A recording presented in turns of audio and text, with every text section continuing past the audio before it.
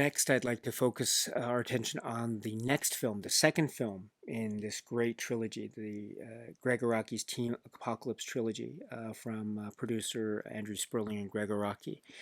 And so this is the second film, and it's a work which is described as being from the year 1995. And this has a great, great cast again: James Duvall, Jimmy Duvall, and Jonathan Schick and Rose McGowan as this great dynamic trio. Oh my goodness, what a combination they provide in this film, in a work which is directed, or it's produced by Andrew Sperling and Gregg Araki, directed by Gregg Araki, and written by Gregg Araki, edited by Gregg Araki, and director of photography Jim Feely and others. This is the work which is again from '95, and it is the Doom Generation. Oh my goodness, the Doom Generation. I, I when I first saw the Doom Generation many years ago, I was just I felt like I was in a roller coaster, and by the end of it, I was just like in my chair, just about to collapse from a type of really being WTF'd up all over. It was a real kind of crucible in a way. It was just this intense thrill ride from start to finish, and the things that I saw and experienced were just, I mean, really laughing because I was just stunned. I was tremendously moved. I was to the point of the lines of dialogue being so over the top and clever and very witty and very funny. The situations being so absurd, and Gregg Araki winking at the audience, saying, "I'm going to let you in on the joke because this is all funny, and it's played for laughs in a lot of respects." That is also turning itself in a way that is showing a kind of tenderness of our three leads, who are also on their own journeys in a way, and also giving us a sense of the possibility and also the threat. And then, indeed, when the threats arrive, and they do arrive, or they are threatening to arrive, the threats are threatening to arrive, but when they do arrive, they really become quite deadly indeed. So this is a film that is very much a road movie. It is a fugitives from justice, on the run movie. It is a film about is about a sort of love triangle, sexual desire, jealousy, also exploration, sort of a sense of fluidity and freedom and liberation that also has bursts of violence. That's sometimes depicted in this outlandish, cartoonish, comic book style violence that is, you when you see it, it's like, my goodness, this is like. It's like going to the special effects film school in that sort of way, and see the bursts of blood on one hand, but then also there are some moments that are just very gritty and edgy, and they crawl under your skin in terms of how deeply troubling and disturbing these moments are for our characters. Because, as I say, it's a film that we get to know these characters, kind of warts and all, and kind of outlandish, say, ups and downs and all. But we get to know them and for who they are, and they are really, there's a sort of sense of no apologies in terms of who they are and how they express themselves, and that kind of expression can be seen in maybe how they speak, how they talk. Sometimes it has a sense of double entendre and innuendo, use of maybe language that some people might consider vulgar and very derogatory on the one hand, but there's also a sense of expression of maybe a countercultural type of almost independent streak, or even maybe revolutionary spirit that is undeniably part of who they are, and indeed perhaps undeniably a sense of motive self-expression for Gregg Araki and company, as well as being very bitingly clever and very funny. I mean, as I say, the jokes and the cleverness of dialogue, very memorable scenes of dialogue as well. So this is a film that we get to know these characters in this way. So when the turns go in one direction, we are with them, and the turns of the film go in another direction, we are also with them. Also, those moments of expression between and among the characters can be very physical and can be very maybe mechanical in terms of sexual innuendo and indeed frank explorations of say, sexual identity and togetherness. And so we have sort of the dynamic between some of our characters. Amy, who's portrayed by Rose McGowan. It's a great performance, so memorable, and a kind of one of the great close-ups that essentially opens the film. Was it Welcome to Hell? And then we have this Rose McGowan close-up and a great opening line of the film. And then she is together with the James Duvall character, Jimmy Duvall character, who is Jordan. So Amy and Jordan have been together. According to Jordan, they've been together for such a long time, about 3 months. And along the way, they also encounter and they end up being joined by a third person to make up this trio. And that's X. That's the Jonathan Sheck character, who has a sense of aloofness.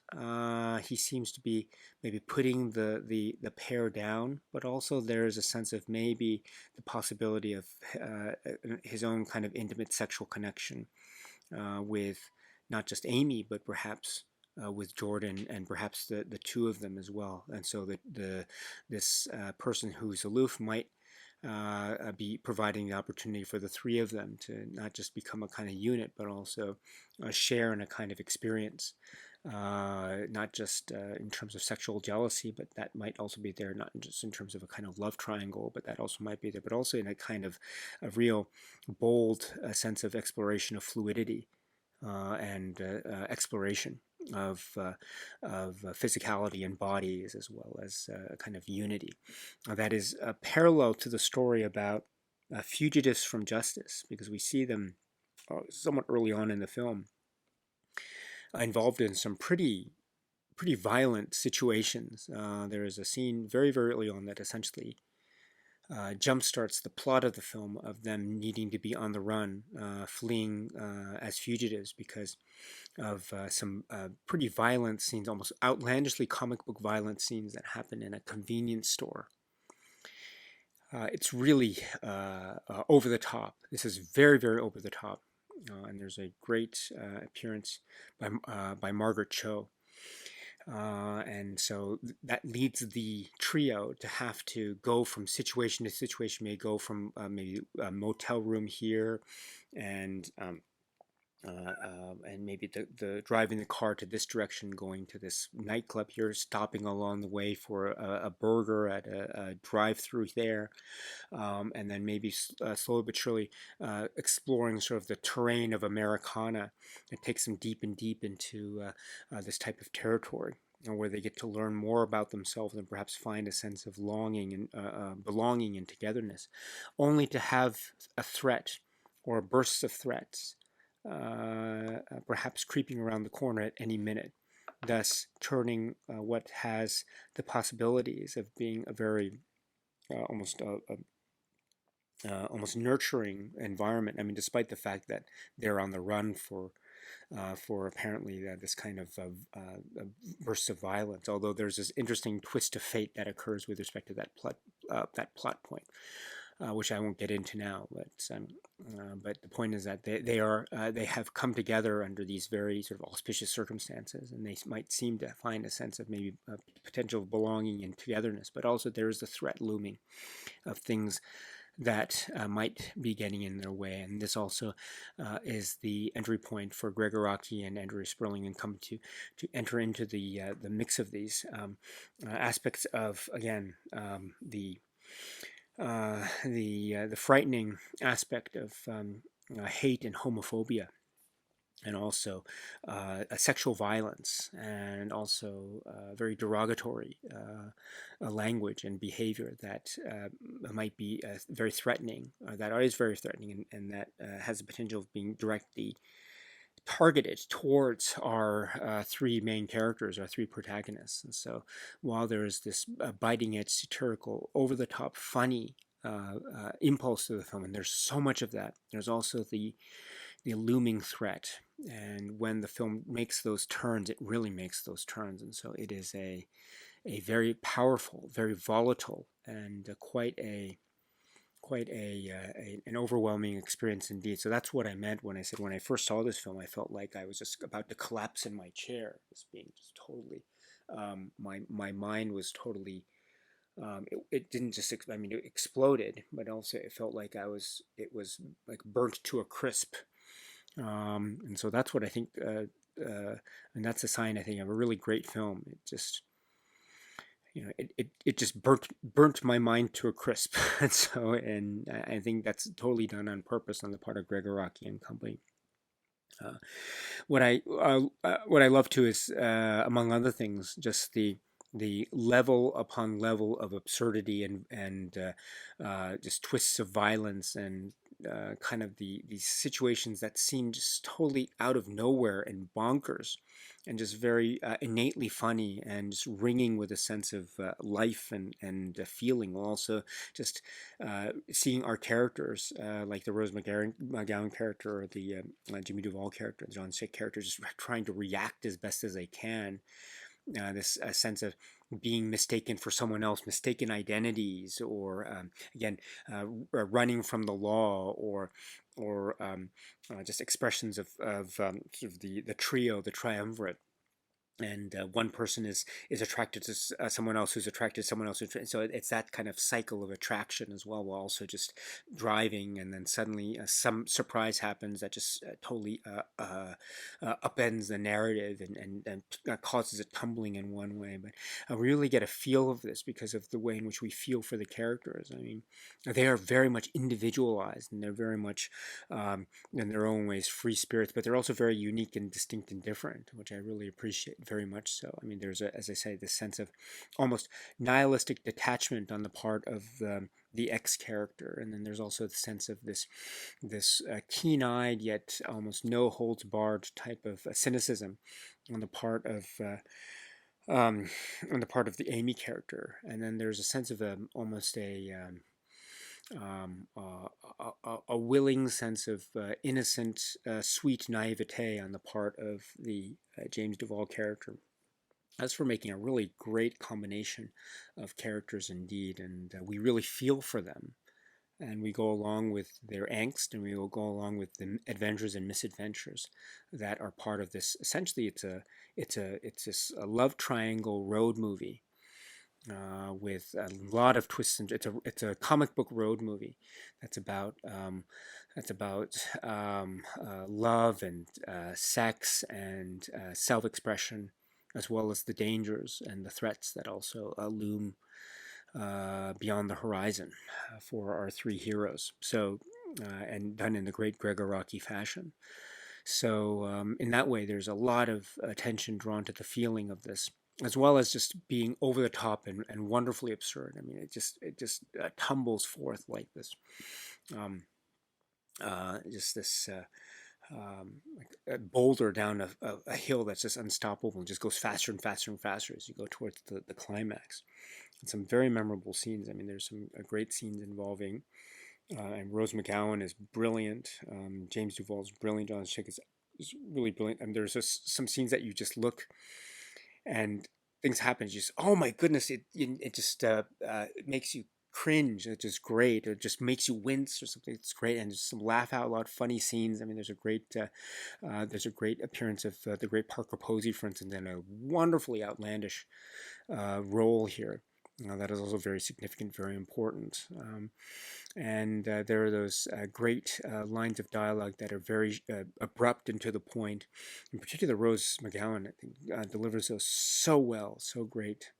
And the look of Rose McGowan, too, I must say, it's very iconic and very much emboldening, and also very much emblematic of the Doom generation. Indeed, perhaps also very emblematic of the Teen Apocalypse trilogy, also writ large, as well as I should say the look of the X character, Xavier, the Jonathan Schaech character, that sort of rugged, almost grungy quality, as well as to James Duval, who is now becoming, in many ways, the face of Gregg Araki's Teen Apocalypse trilogy, with his prominent appearance in the earlier film Totally Effed Up, and now his very prominent appearance in the Doom generation. And as I say, we really feel for these characters. We are laughing with them. Sometimes we're laughing at them because we're invited to do so. Because again, that's part of the fluidity of Gregg Araki's filmmaking. We can go along with their characters. Sometimes we might feel repulsed by them. Sometimes we might really go along with them. Sometimes we love them. Sometimes we hate them. But they're always with them, and that is the kind of the general push and pull of any type of maybe healthily balanced human relationship, no matter how extreme it goes into some of these extremities. So we really get to know who they are, and that's due in part to the great performances and also the ambiance and atmosphere. And my goodness, what a great atmosphere it is! It's just overflowing with this sense of type of handmade. Almost, if you can feel the hands almost blistering by just all the peeling and all the cutting that must have been done with terms of creating the sets and the foil, the tin foil, and the fire, welcome to hell, and the inside of the cars and the like.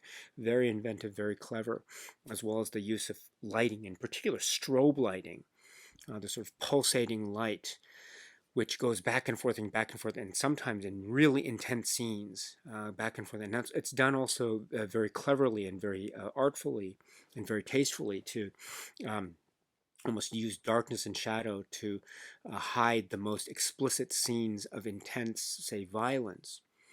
But also use that in a way to further intensify the violence in our own minds, thus making those moments that can potentially become horrific, very, very horrific, and very impactful indeed. And that's, I think, also the point. And that's also, we can see, too, Gregg Araki firing on all cylinders artistically.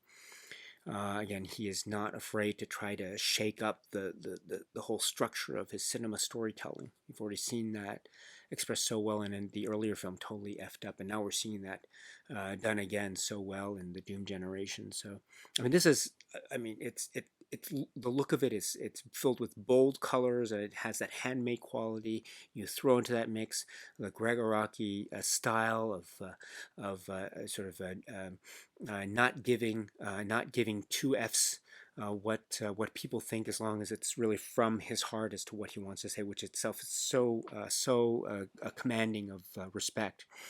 And I love it. And then also you throw into that mix the great sense of music and ambience, and the use of color, and then the great performances that really make you feel for these characters as well.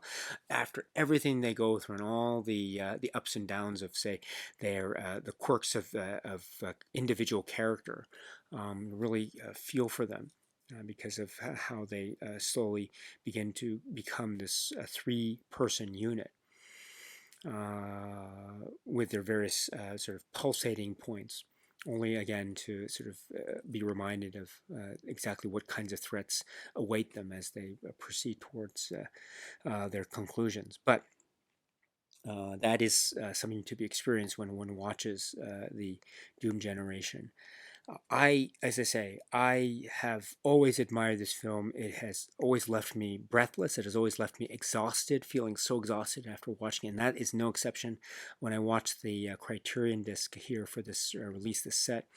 I watched it again, and I just felt like I was about to collapse. I was so exhilarated and just taken for this huge thrill ride this way and that way. And then by the end of it, I just felt so like I had this full cinema viewing experience that I was just ready to collapse on the floor. I mean, it's that good for me. And it's a wonderful continuation of certain themes and sensibilities that we saw introduced so well in the earlier film, Totally Effed Up, while going into this direction. I mean, it's not a direct sequel per se, in terms of we don't see the same same characters necessarily, and their continuation of the stories have totally effed up into the Doom generation. This is a separate set of stories and separate set of characters, and that's also true for the third film that we will talk about a little bit later, which is Nowhere. But there is this spiritual connection between them, that of a kind of maybe youth or teen angst or youth angst, a sense of alienation, but also the possibility of belonging and togetherness, which is a very exciting thing, especially when the world around them has potential threats, which might have their roots in a sense of hate, and which also might have this this or a prejudice, which is maybe at the end of the day maybe something that is unfortunately insurmountable. And so, but we have our characters trying to fend for themselves, and not just fend for themselves, but also really wanting to express themselves and explore who they are and just learn more about themselves.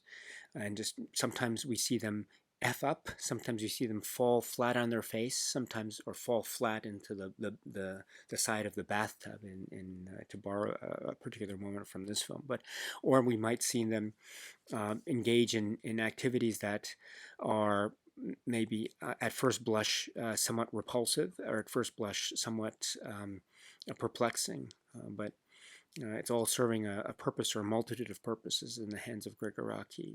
We learn not just who they are, even in these really, really human, really, really intimate moments, but we also might be able to laugh along with them. We might be able to chuckle, maybe out of the feeling of discomfort, but also a feeling of being in on the joke, as well as just enjoying it for what it is, and maybe understanding when to take things with a sense of gravity, but also understanding when to not take things too seriously. And I think that sense of lightness of touch, the Araki touch, I think that's a phrase that I think should be coined and used more often, because I think it's very apropos. There's a sense of a levity and lightness, but it's also knowing when the switches to turn the switch and to dial it back down again and switch it, or maybe it's always these the multiple switches, and some of them are really turned to like max, and some of them are turned down to the low heat, and it's all mixed together on the same grill, that kind of thing. So it's this kind of sense of stimuli that's ever present, but it all feels so organic at the same time. That is, I think, how I feel about when I watch the Doom generation, and indeed his other films. But and that's the great gift of Gregg Araki, and it's seen on display in this work. Again, it's a film that it's certainly not for everyone. It will. I know some people might be, and I've already heard about this from some of my friends and viewers of this channel. I know some people will be very turned off by the Doom generation, and maybe the other films of the Araki trilogy, and that's totally okay. That's not a problem at all. I mean, if this is not your cup of tea, totally okay.